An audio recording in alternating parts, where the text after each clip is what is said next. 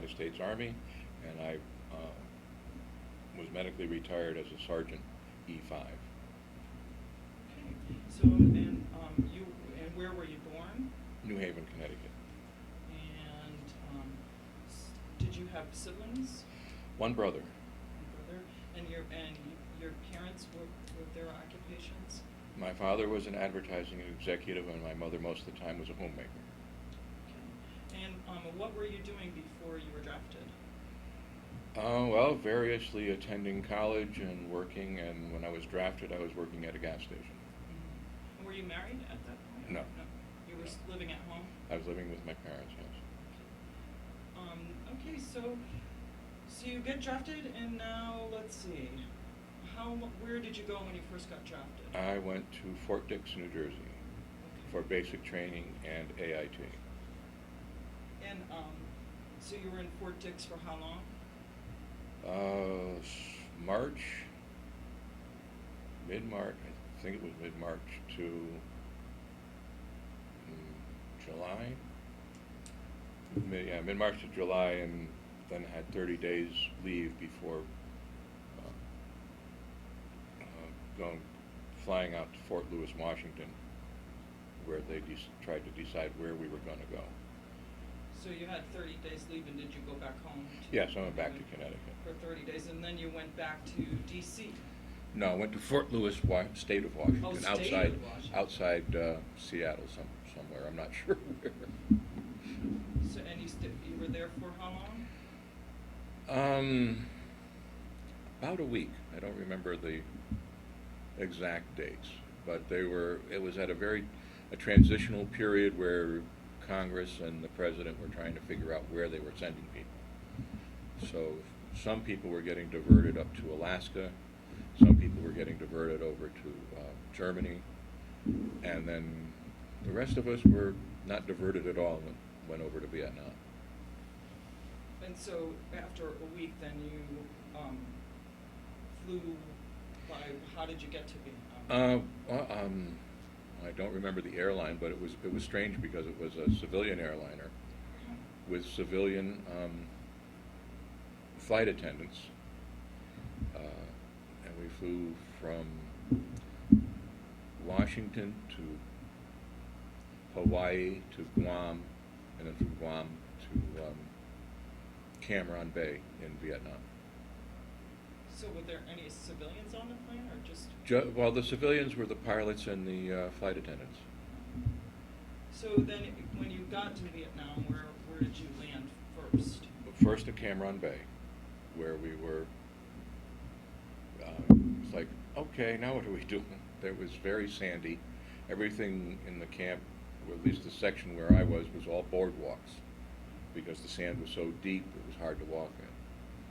And spent a few days there, and then we went to Da Nang, or I went to Da Nang, and that was where, in Da Nang, they had an area where you were divided up into the division you were going to go to. There was like the 101st, 82nd Airborne, 1st Cav, and I forget all of the ones that were there, but you started there in Da Nang, and then they sent you, while you were there,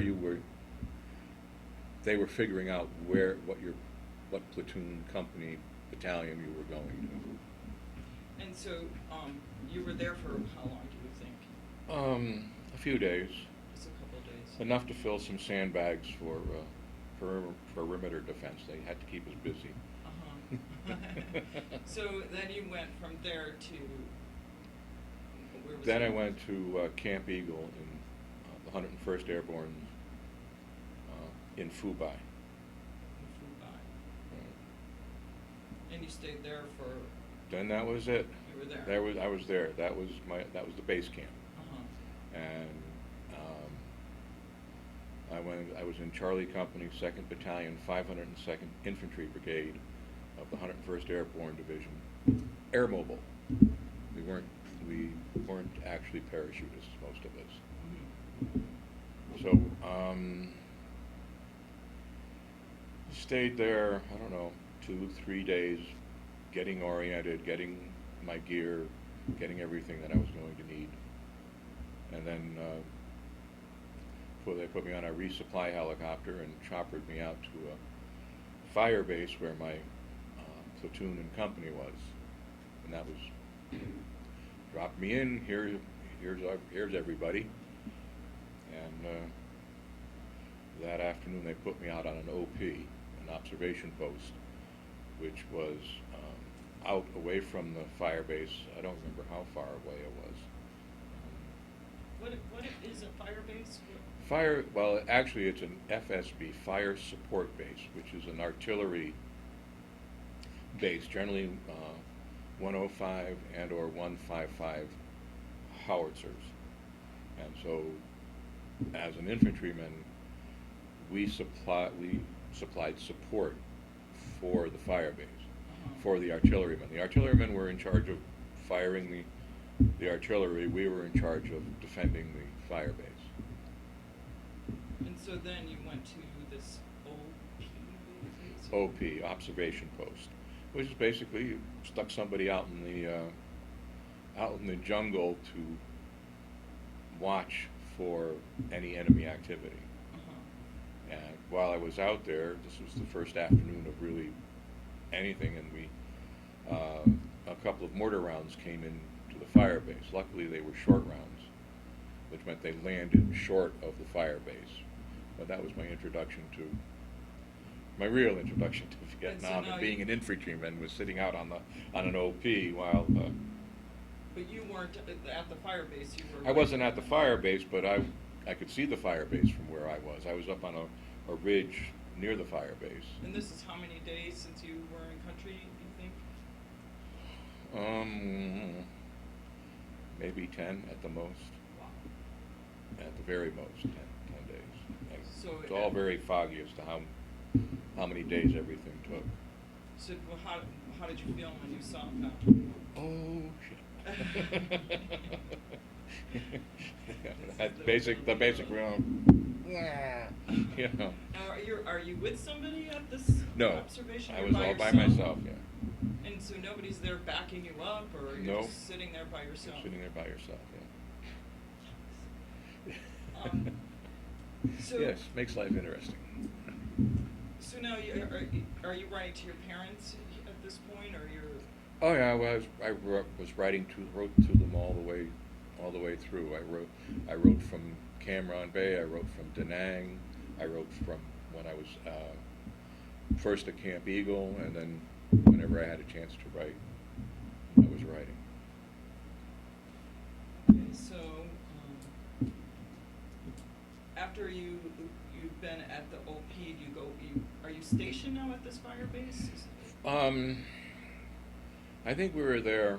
I don't really remember. I think we were there another couple of days, and then then we moved out from the fire base and just started traveling the trails, looking for the enemy, and then we started building landing zones, LZs, for helicopters. And what did that entail? Well, most of the time, we had machetes and axes, and basically it was cutting down all the trees and the brush, and even digging to make a pad for the helicopters to land on, so that you would clear everything out, and then you would dig around the area and take it was very clayey soil, so you would dump it and then stomp on it to flatten it out and make a pad. So you didn't have to use any chemicals or anything to do that? No, we didn't use any chemicals for that. We used dynamite for some things. What to blow? That was one of my specialties. Oh, really? Yeah. What did you have to blow up? Well, most of the time, trees that were this big, you could get down with regular axes and machetes. But when you got to the big ones, then you had to basically you said, well, let's make it easy and blow them up. Okay. And I was, having been a pyromaniac as a kid, It worked out awesome. it worked out very well and they all thought I was crazy. Just checking this to make sure. I guess we're good. Okay. So you're doing the landing zones. Right. But and now where are you like staying and like sleeping, and do you have a? Just off the landing zone. We would have a perimeter on the trail. Generally, the landing zones would be on a trail, an already established trail that was there, which the trails were maybe a foot, 2 feet wide, and then you would, on one side or the other, generally on one side or the other, you would set up a perimeter, a circle with the machine guns we carried 2 machine guns in the platoon, and the machine guns went on the trails, one in one direction, one in the other. And that's where we And you just slept. sleep straight out on the trail. Yeah, well, you would have your firing position would be on the trail. Your sleeping position would be off to the side of the trail, where you'd have to cut down some brush and stuff for your squad to sleep. And you would just do it all the way around in a circle, from one side all the way around on the trails. And you had no cover, like over you or? No, we had ponchos and poncho liners, which was a kind of a blanket, but it was very lightweight. And so I can imagine that it must have been buggy. And yeah, well, what was the weather? Well, when I was first there in August and September, and I guess into October, it was really damn hot.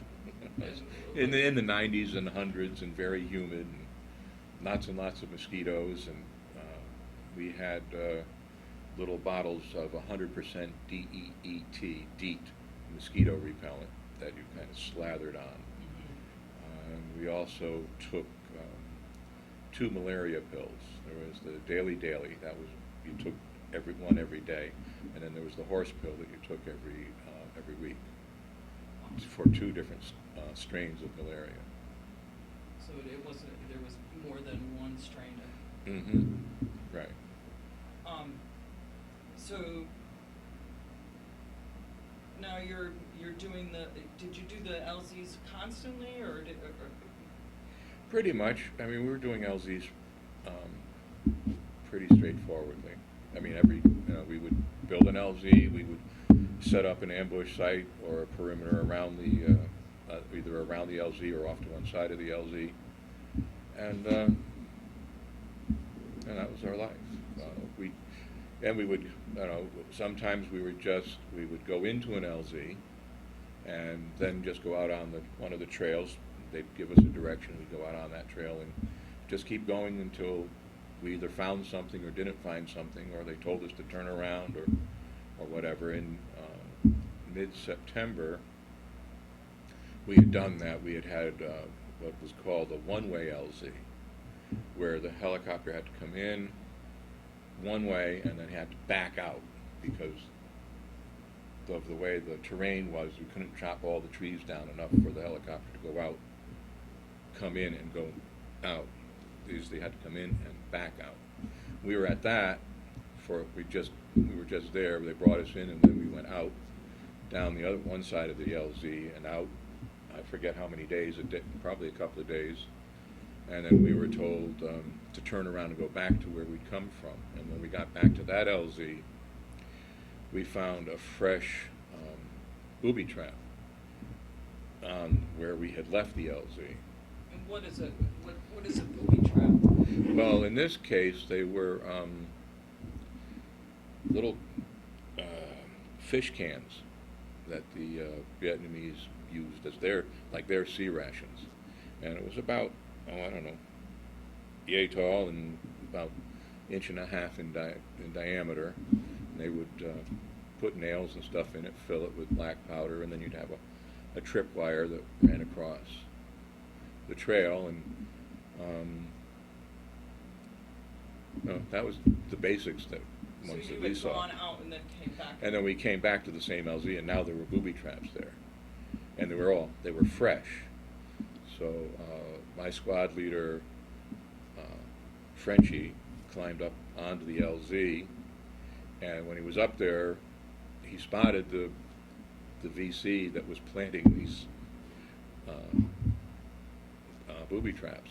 And what's a VC? Viet Cong, Oh, okay. the guerrilla, the guerrilla section of the war in Vietnam. Had your VC and your NVA, your North Vietnamese Army. And how could you tell the difference? Well, the VC were normally in the black pajamas that almost everybody wore. I don't know what material they were, but and then the NVA had real uniforms, complete with helmets, and mostly their helmets were pith helmets, but a kind of khaki uniform with belts, and they had all of the backpacks and things. Where the VC were normally in their regular civilian garb. So your Platoon leaders? No, my squad leader, Frenchie Glenn Beaulieu,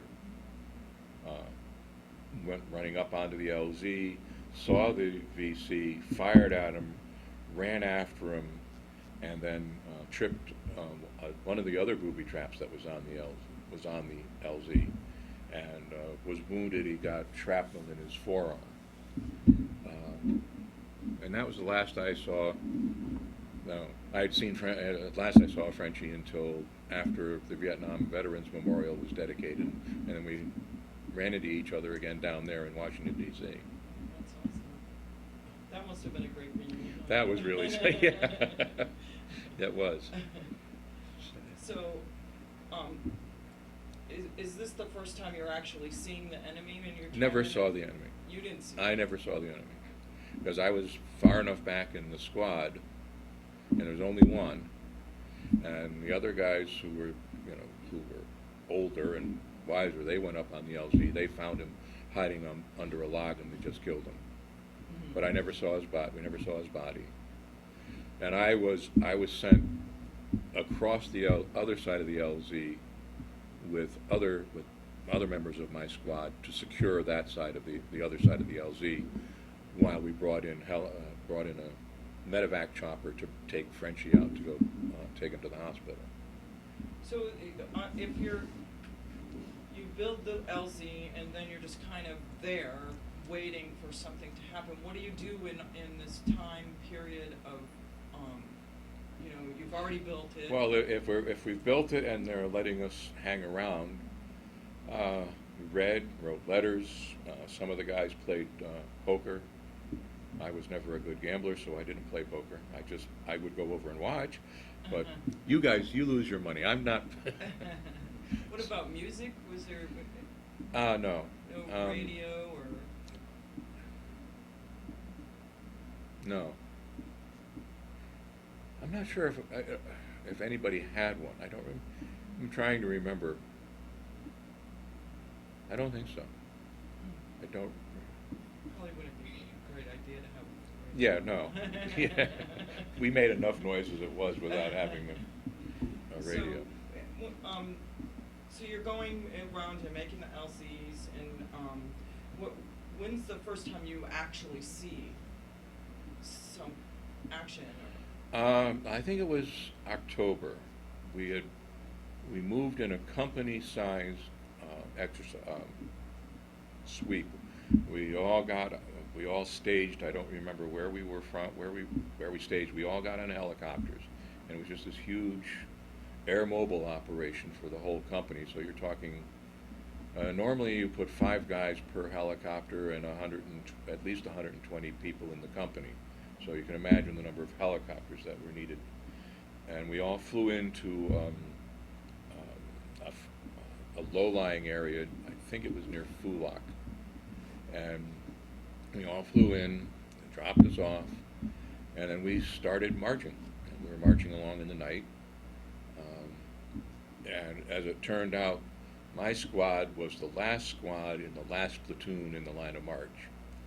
And so we were probably stretched out, I don't know, a couple of 100 yards, if not more. And the next thing we know, up at the very head of the column was a firefight. And it was very quick, very fast, and we were just said, okay, sit down, turn around and face the other direction. from where we came, and we set up our kind of across the trail line, you know, in case there was something coming up from behind us. And then it was just kind of pull guard duty and sleep and wait until morning to find out, you know, we had communication saying that I think they killed 4 or 5 NVA, and, you know, that was all we knew. None of our people were hurt, and it was, you know, the NVA just kind of walked right into the head of the column, and they were killed. And then the next morning, I went over to where the NVA were, where they had been shot and killed, and just to see what a really dead body looked like. And what was your feeling when you? I was very happy that I didn't throw up. Mm-hmm. You know, that was my. I think that was more of my concern than anything else, that I was going to see these bodies and have a real bad reaction to it. And it was, well, you know, that was the first time I actually seen somebody. Mm-hmm. You know, who'd been shot and killed. So this is in October. This is October. This is yeah. the first time you're seeing. Seeing, right. So now, if we move ahead to say, like the holiday season, November, Thanksgiving, where are you at this point? Okay, well, we were from that point on, from October, as far as I remember. Well, sometime in October, we were at Los Banos Fire Base on Route 1 in Fulak. And we actually had movies at night when we were there. I don't remember the movies we watched, except that we watched Romeo and Juliet, the more modern version. Uh-huh. And it was like, oh, that's what Romeo and Juliet's all about. Because it was actually being played by teenagers, which is what that was to me. Like, oh, because all the other times I'd seen it be these 30-year-old people trying to play 15-year-olds, Uh-huh. and it never made sense to me until then. So you just remember that you saw Romeo No, and Juliet, right. And then from there, we went up into the hills from there, and we just marched along, and now the monsoon season was starting, the rainy season. And so it was cloudy and gray almost all the time. And so we came into Firebase Rifle, and that's where we were for Thanksgiving. And we actually had the thing that was nice about a fire base, most of the fire bases, you actually had cooks. Uh-huh. You didn't have to eat your sea rations. You actually got to have real food, right? And they actually put on a whole turkey and stuffing and mashed potatoes and vegetable spread for us. So at the fire base, they had like shelter there? Yeah, well, in the fire bases, you generally built bunkers. You dug holes in the ground and put logs over the top, or dug a ditch, and sandbagged them, and all that kind of stuff. And they dug a hole for the kitchen, and had it all sandbagged up. And cooked on fire and stuff, or? They had gas-fired Like grill kind of things? grills. I don't even remember what they had, but You I mean, just they had had. the food. I just had the food, and that's all I cared about was something besides sea rations and lurps. Right. So you're in the monsoon season at this point, Right. around Thanksgiving. And what is that? Is it rain constantly? Well, sometimes it would be, rain for 4, 5, 6, 7 days, and then might get cloudy, and you might get to see the sun for an hour or two, and then it would cloud back up, and then rain for 5 or 6 more days, and you're generally soaking wet. We weren't supposed to have hooches, which what we did was we took our ponchos and strung them together and made a cover out of them, and they were called hooches. And what does that mean? It's basically a house, or you would call the houses in the villages hooches. Mm-hmm. Generally, the villages houses were one room where everything was done. You slept, you ate, you did everything in the. So we made hooches out of our ponchos, So you could which generally, use just something like you know, making like a tarp over your head Mhm. to keep you dry at night. We weren't supposed to. They told us don't, but we did anyway because it's raining like mad out here. And now the idea was that, you know, they could see our hooches, but it's like it's pitch black. So you're sleeping right on the jungle floor. On the ground, yeah. Hmm. And what about snakes and bugs? Well, generally we didn't run into snakes, but we had the leeches were fun. Down at the when we were down in the villages where the rice paddies were, we had these bright green with two red striped leeches on their backs, and we saw one time when we were down there that was about 8-10 inches long, and we were marching through the rice paddy, and if you had an aerial view of our line of march, you would see the line go, you know, it's going along. Then it would just kind of bow out. There's a avoid the leech at all costs. We had one guy when we were down there. This was, I guess, later. I think it was later. I don't. All of the memories get kind of confused as chronological. But we were down there, and one of the guys woke up with one of them on his penis in the morning because we had button flies on our uniforms, and he went to rip it off, and luckily one of his friends grabbed him and held him down while another guy went and got his bug repellent, the DEET, and we found out that you could kill leeches by dripping the DEET on them, and what that did was it would make them withdraw from your skin, and then they would inject the coagulant. When the leech bites you, it injects an anticoagulant so it can suck the blood, and then when it drops off, it injects a coagulant so that it closes up the wound.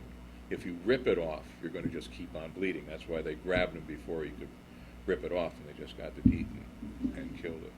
You know, one morning when we were up in the hills, I woke up with a land leech, a little brown one, inside my mouth, and I woke up and was, oh, something's in here.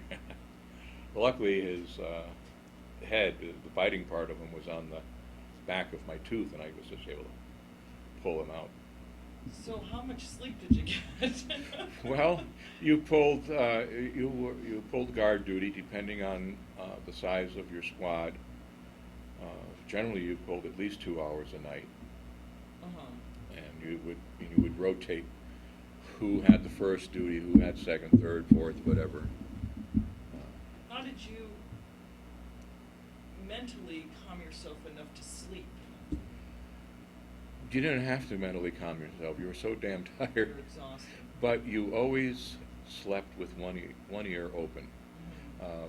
And that was one of the interesting things. I don't remember ever hearing anyone snore when we were out in the boonies, because you really slept kind of very lightly. Okay. You know, because one morning on one ambush, I had the very last guard before sunup, and I had been sitting Indian style, and I just laid right back on my back, and I guess I fell asleep, but I was so lightly asleep that when my platoon sergeant, who was looking to catch people asleep, came over, I heard him, and I sat straight up, looked at him, and said, "Good morning, platoon sergeant." And he couldn't tell if I'd been asleep, but I knew exactly where he was, and so it was kind of like, whew, got away with that one. So yeah, I gotta imagine sleep was pretty rough. You were generally so damn tired after, you're carrying. Well, when I became the machine gunner in October, the machine gun was about 23 pounds itself, then another 8 pounds of ammunition, plus a 50 to 60 pound pack. So there's one machine gunner per 2 machine gunners per platoon. per platoon. So you were one of the 2. And I was one of the 2. And how many men are in the platoon? Generally around 30. 30. So there's 2 machine guns for 30 people. Right. So now you've had Thanksgiving dinner, and now you're starting to move into December, and it's still more of the same. More of the same, just humping around. And humping means Just, that means you're out on the trails, going from one place to the other, setting up ambushes at night, and then depending on what they wanted you to do. Maybe building an LZ, but I don't think, during the monsoons, we didn't build a lot of LZs. Mhm. It was hard enough to get the choppers out. During the monsoon season, we were normally, well, normally we were resupplied every 4 days with 4 days of rations. Mhm. But during monsoon season, we were resupplied with 5 days of rations, because it was never sure whether the helicopters would be able to come out and resupply you or not. And one time, we actually had to wait at least an extra day before we were resupplied. So we were all out of food and had to wait a day. So you have these paths, and you're making like a secure spot for you to kind of stay Right, and just wait. right. And then you clean that up and move on and do it again somewhere further down on these. I'm doing And these private- paths are just village paths or paths that. Paths through the mountains, through the hills, what they call mountains, we wouldn't laugh at here, but yeah, that's basically it. You know, you would go from one place to another, and basically what you're doing was, I guess they call them seek and destroy. Most of the time, we did an awful lot of seeking and very little destroying. Excuse me, I'm just gonna turn the tape over. Okay. I'm gonna try to at least.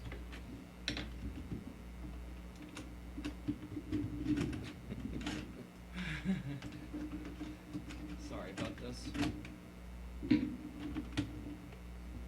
So Okay, we did seek and destroy, yeah, and we did more seeking than we did destroying, especially in the winter, during the monsoon season. Most of the time, there wasn't much going on, and in December, I was one of the lucky ones. I got to go in and see the Bob Hope show. But For Christmas? For Christmas. And was it Christmas Day? I have no clue whether it was Christmas Day or what day it was anymore. I just know it was the Bob Hope show. It was in December sometime. I don't know I forget how many weeks he spent, going around the country. He generally did a show a day. So what was that like? Well, it was interesting, but you were so far back from the stage. It was like,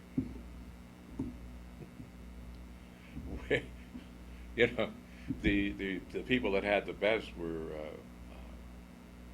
the helicopter people and the people who were your rear echelons, who had binoculars and things like that, and they could actually see what was going on. I mean, so you couldn't even really see anything? You couldn't really see anything. I mean, you get to hear the jokes and you could laugh, but. So they took you from the jungle. And They brought, yeah. We were supposed to go in. From my company, I think there were supposed to be 31 of us that came in, and we were supposed to get a shower and a hot meal, and then have some downtime after the show. And as it turned out, they brought us in an hour before the show, plunked us in our seats at the show. We watched Bob Hope, and went back to the battalion area and right back out into the field. Uh-oh. So And we were all a little pissed off at that one. I would imagine. So did you get anything from home, gifts from home, or? What did I get? Well, I got at some point, I don't remember whether it was for Christmas or not, but a buck knife, a sheath knife, because we used them for everything. Mm-hmm. That and shoelaces. We always wanted shoelaces because you used shoelaces instead of like rope or string or whatever when you made your hooch, you needed something to tie it to a tree. So your family would send you. Sometimes, but most of the time, what I liked the best was when they would send me, what's the farms? Hillshire Farms? Like Hillshire, but not Hillshire Farms, but, I can't remember, but I would get a gift pack with salami and things like that, and my favorite was the smoked oysters, because it's in a tin like sardines. Uh-huh. And smoked oysters, and I would share everything with the guys in my squad, but Han, our Kit Carson scout, the North Vietnamese, who was formerly North Vietnamese Army, he and I were the only ones who liked the smoked oysters, so I'd share them with him. And he was. Do you still like the oysters? Oh yeah, I haven't had any in quite a while, but I still like them. Yeah.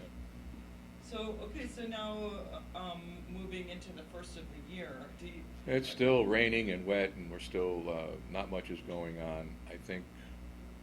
I don't know if it was, well, we did do a couple of some more time. I'm not even sure of the timing. We did stand downs at Eagle Beach.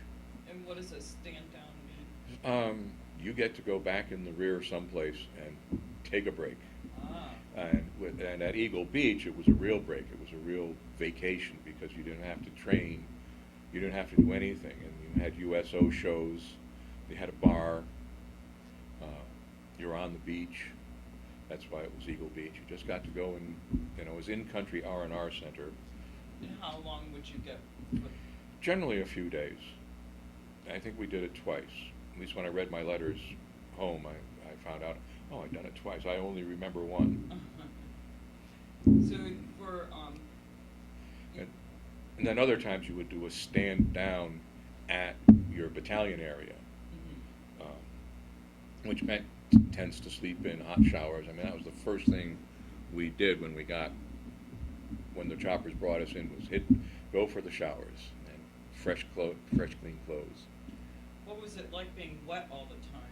Well, I had a really bad case of immersion foot, also known as trench foot to older generations, which meant kind of like the worst case of athlete's foot you've ever had. And for me, it just meant that the skin between my toes was sloughing off, and it itched like mad. And we used this powder. You pour powder into my socks and powder into my boots, and try to keep them dry, and try to always have an extra pair of socks to put on. But it didn't help much. My feet were kind of a mess. So you were just constantly wet? Constantly wet, yeah. Even though I used to carry, for when you had your C rations and you wanted to heat your C rations, you got these things called heat tabs that are kind of like solid sterno. And what I used to do was I carried extras, and during the rainy season I would take my little stove, put a heat tab in, light it, and then I'd wrap my poncho or poncho liner around me, and I would at least get my clothes dry. And that would dry them? That would dry them, yeah. That would get warm enough under that poncho liner to dry it out. And you had to hold it tight because that stuff was toxic. How warm was it? I mean, the weather itself? In the monsoons, I'm guessing it was in the 70s and 80s. It would be, you'd get cool enough at night that you would want to have your poncho liner and poncho on you. I can remember, sleeping down near Fulak with the poncho over me and just the rain pounding down on the poncho. So, when you only went back to Eagle Camp to see Bob Hope, basically? Is that? Well, we went back, I think sometime in October, November, we went in for a stand down for a few days. I know I went back because I was having trouble with my knees to see the doctor. Mm-hmm. And they said, well, they can't find anything, but, let us know if you have more problems. But I remember for sure in March, we had a battalion-sized stand down, which meant, tents and hundreds of guys all roaming around, USO shows and training. And, we learned how to rappel, and then we learned how to slack jump off a tower for the possibility that they would try to insert us into some place instead of having a landing zone. They could just make us jump out of a helicopter to go into someplace. Can you explain what slack jump means? Okay, a slack jump means that you're standing on the skid of the helicopter, and you have between 8 and 10 feet of slack rope between you and the bolt that your rope is tied off to in the helicopter, so that when you jump off the side of the helicopter, you're just kind of jumping out into midair. It's rappelling, but there's nothing under you.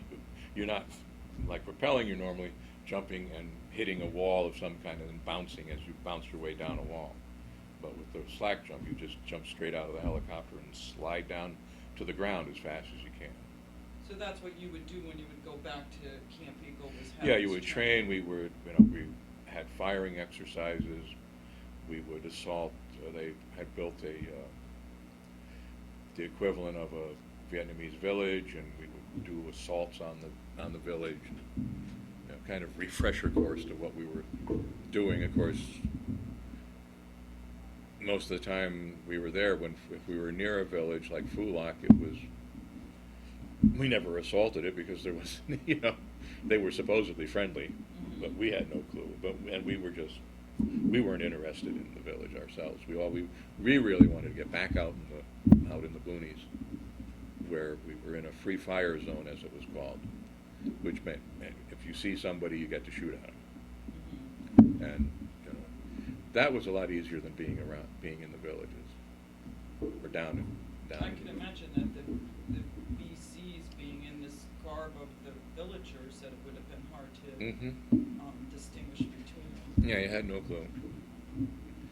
So when does the monsoon season end? It started drying up around March, where you would have days with sun instead of every day with rain.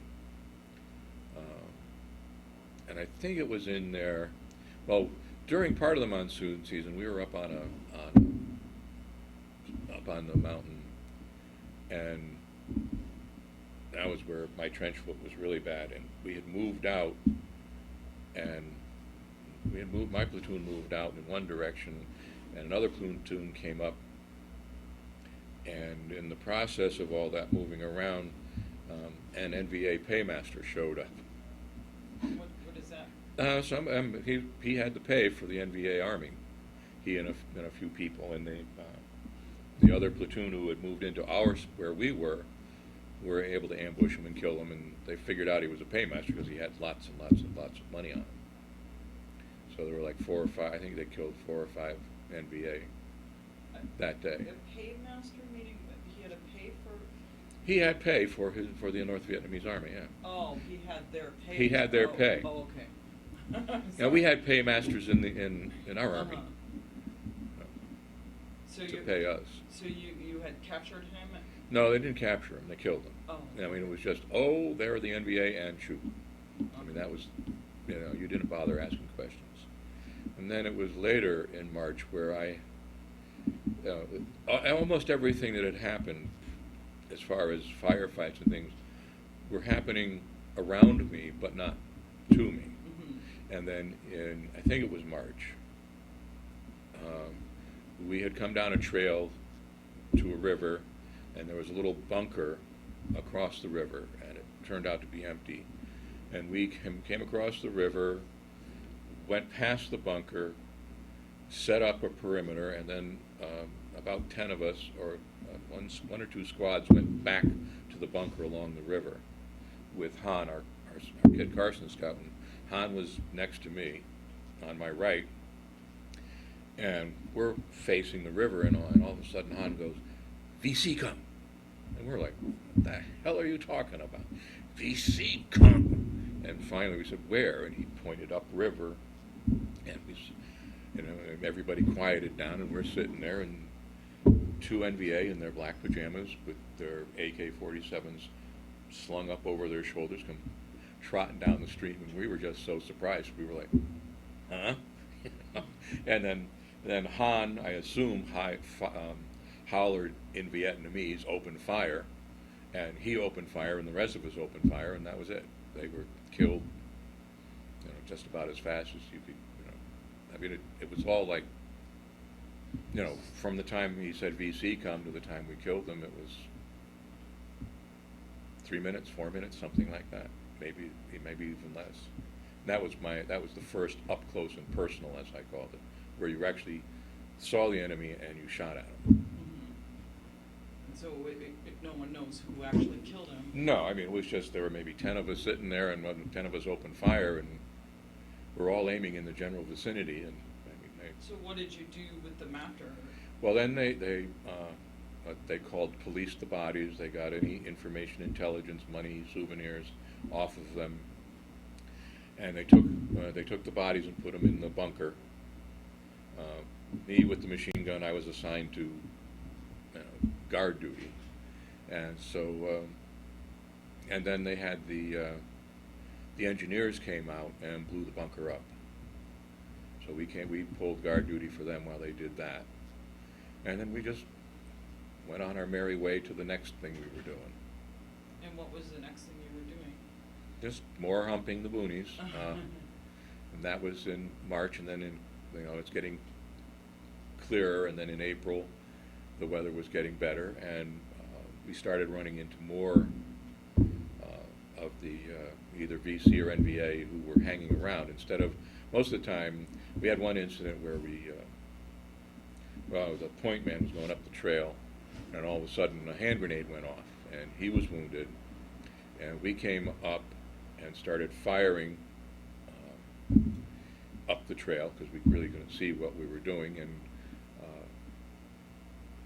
then we stopped. We didn't get any fire back, so we went up, and the trail went up, and then it forked into two trails, and right at the point of the trails was a bunker, and we found medical equipment in there and blood-stained bandages and things, so we assumed that whoever was there had been wounded at some point and had just heard us coming through a hand grenade and got the hell out of there, or DD'd, as we would say.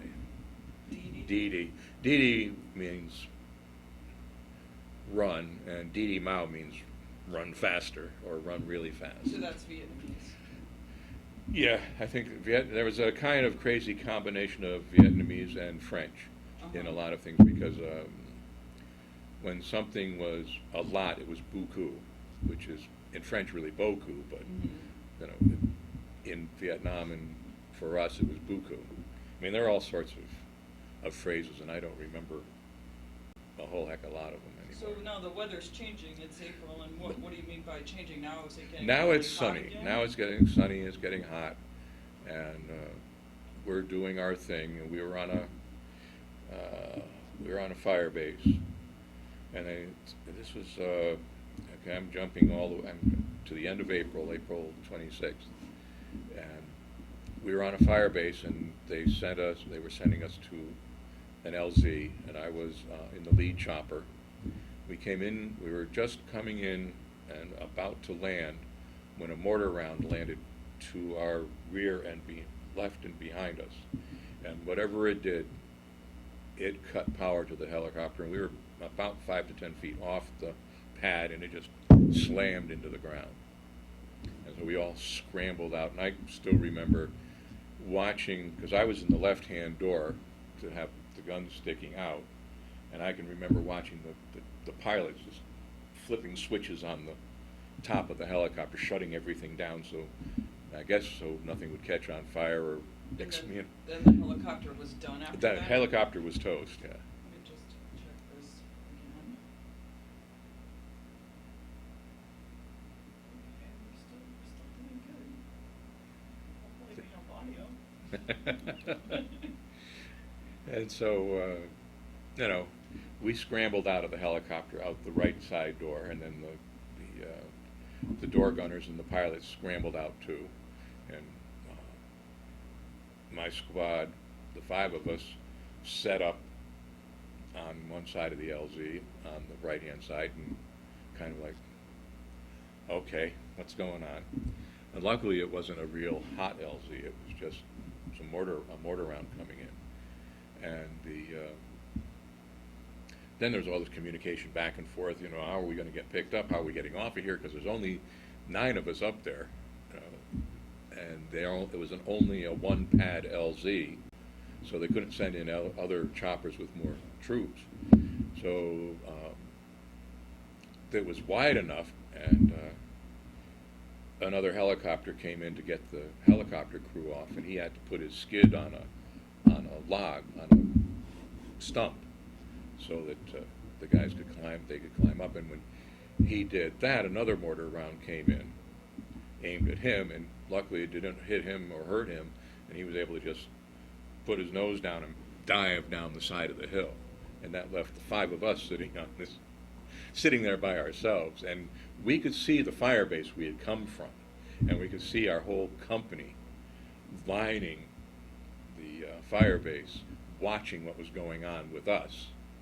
And when the helicopter went down, they had taken a couple of Cobra gunships, had been on the other side of the hill, and they quick came up over the hill, and they had spotters on the LZ spotting where the mortar rounds had come from, and then the Cobras shot up that area with rockets and mini guns.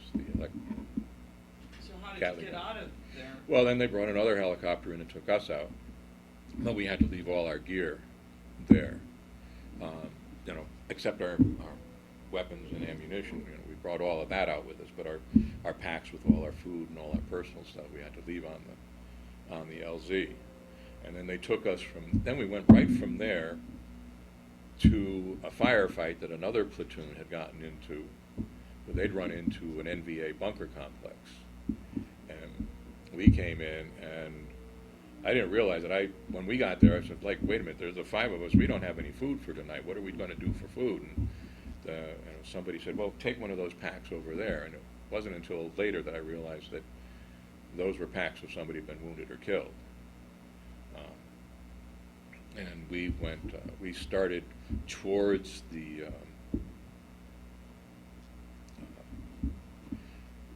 bunker complex, and that was the first time I saw one of our body bags, somebody carrying a body back.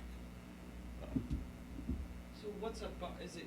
A body bag is just a big bag with a zipper down the middle that when somebody died, you put them in a body bag and zip the bag up and then carried the bag.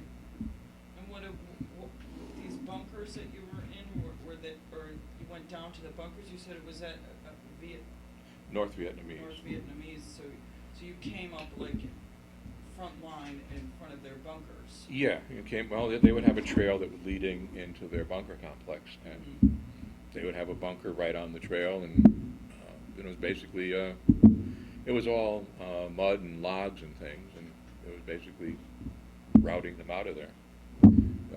During that week, we passed through. They had killed everybody, done everything they needed to do, and then my platoon stayed on the bunker complex that night to see if anybody came to the bunker complex. Nobody did, and so we moved out and went someplace else. And I think it was that same week where we came upon another bunker complex, and we got all jumbled up, and I ended up still with my full pack on, my pack and my machine gun on, wearing it, and VC or NVA threw a hand grenade out of a bunker. Somebody saw it. I heard he yelled grenade. I saw it, and I tried to do a backflip down the hill. And I ended up just kind of getting hung up on my pack with my butt aimed right at the hand grenade, which turned out to be a dud. And so one of the other guys from one of the other platoons came over, and he finally picked it up and threw it on down the hill. And part of whether that was first or second going on, that somebody walked right over the top of a bunker, didn't even drop a grenade in it, and NVA popped up behind the guy, and luckily for him, our battalion commander was back there with his .45 and just was able to shoot the guy before he caused us any more trouble. And that was going along. Now, that was this whole week from April 26th, and then Sunday, May 3rd, we had been out humping, and we stopped and set up a perimeter, and one of the squads went out, and they got fired upon.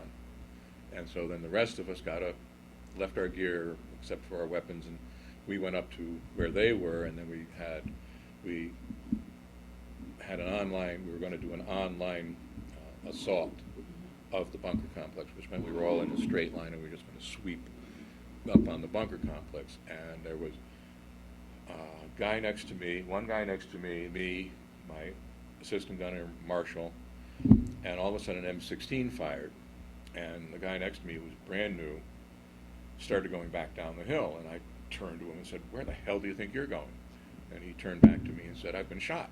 And I looked and I could see the bullet hole, blood welling up in his uniform.